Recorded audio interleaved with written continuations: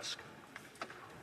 Presenting the petitions, the gentleman for Kitchener Centre. Thank you, Mr. Speaker. I rise to present two petitions. The first is with respect to petitioners who continue to be concerned with Canada's first past the post electoral system, noting that the results do not reflect the number of votes cast for each party. They go on to note the lower voter turnout in Ontario's last election as a trend of reduced voter engagement. They note that voters who support all parties across all age demographics across the country support the principle of proportional representation.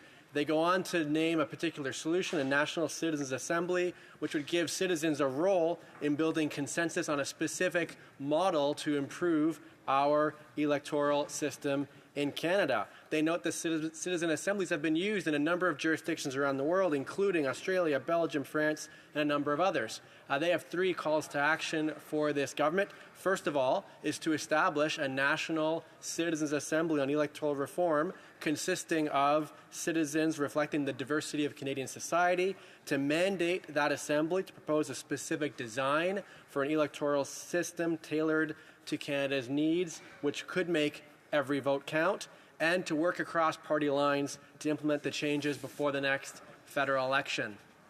The second petition, Mr. Speaker, petitioners note that Canada has committed harm towards Indigenous people and communities through historical and ongoing colonization and genocide. They go on to note that Indigenous peoples continue to face systemic racism, including in healthcare, education, housing, child welfare, and criminal justice systems.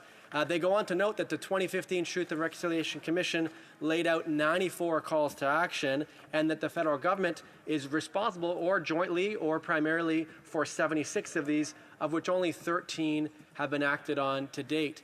They have 4 direct calls for this government. These calls include implementing all 94 calls to action of the TRC. They go on to urgently call for all 231 calls for justice of the National Inquiry into Missing and Murdered Indigenous Women and Girls to be adopted, as well as to prioritize funding and policies that advance the process of Canadian reconciliation and justice. Thank you, Mr. Speaker.